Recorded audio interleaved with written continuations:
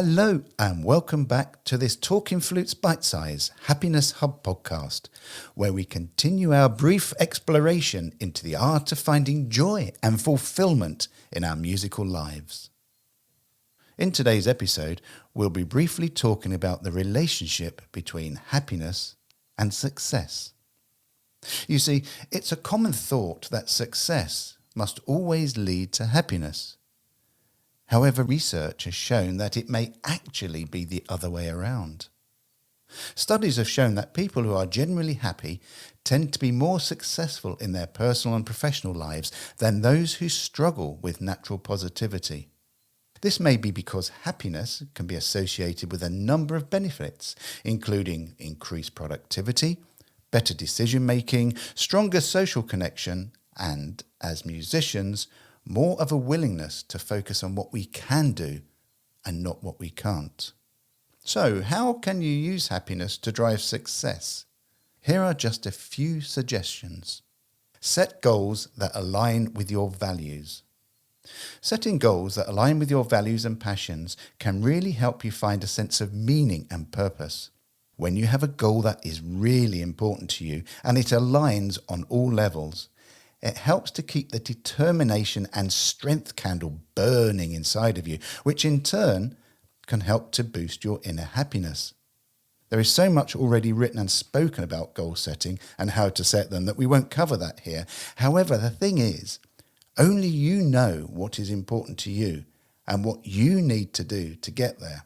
So whilst we should always know our direction of travel, how we are actually intending to get there should be how we set our goals. Be your own inner sat-nav.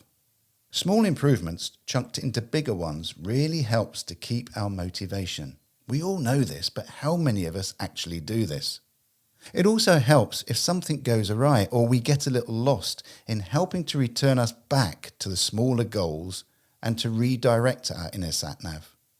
By setting a big goal and not chunking this down into a route map, you may find that if you do eventually get there, that you may have experienced a really long and convoluted trip.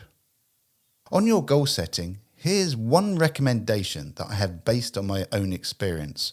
Now, I know this probably doesn't align with some of you. However, I've personally always found it best when making my goals and intentions not to tell anybody else. These are your goals, and you alone should be the judge and jury. Try not to allow yourself to be put into a position of being judged on this by others.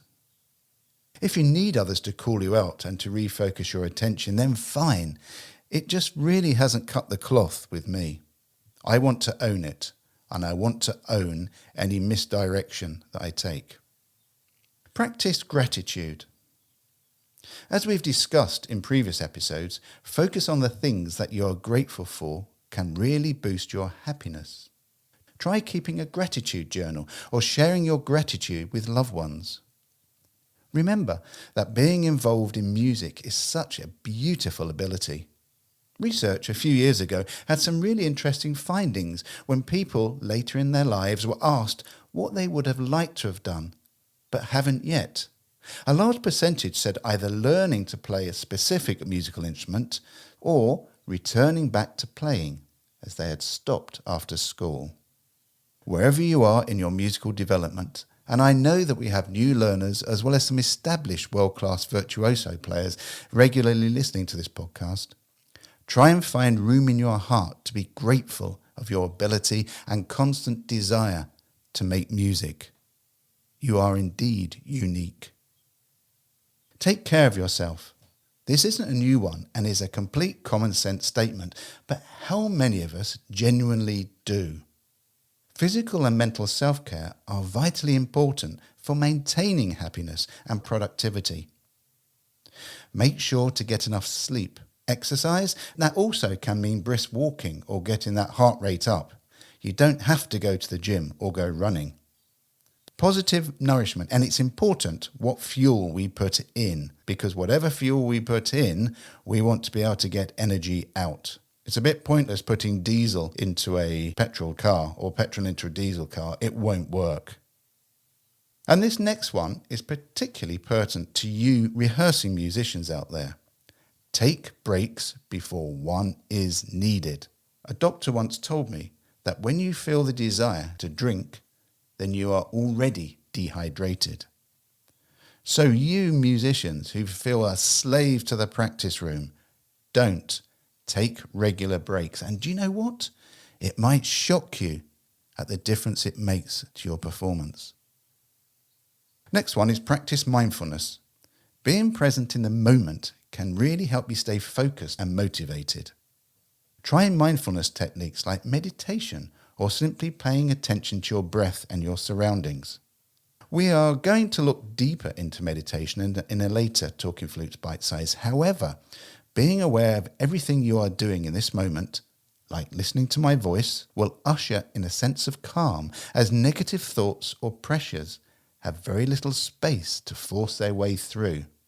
So, can success bring you happiness? Well, no doubt it can, if you pass an exam, if you get a seat in an orchestra, or if you win your ideal job. There's been so much research done on the outcome of winning the lottery, from achieving a goal such as being an Olympic gold medalist, or even buying a new car. And the common theme that runs through all this is the transient nature that happiness can bring. Olympians tell of the big lows they have experienced after such a huge high hit when their goals have been met, and the subsequent difficulty of picking themselves up and refocusing afterwards cannot be underestimated. Many, and not all I may add, lottery winners tell of the lack of happiness after a while that winning brings them. And as for buying a new car, I believe it may be a happy experience for as much as 12 weeks, and then it just becomes a mode of transport with wheels. Remember, happiness and success are not mutually exclusive.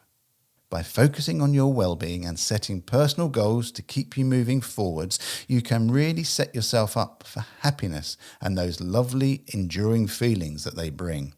The definition of success is also very individual, different for each and every one of us. If we must measure any perceived success, then it should always be based on our own values and passions and not how others see us. So I'd like to leave you with a question. What is your own measure of success? Talking Flutes and Talking Flutes Extra are podcast productions by the Trevor James Flute Company. For more information, visit trevorjamesflutes.com.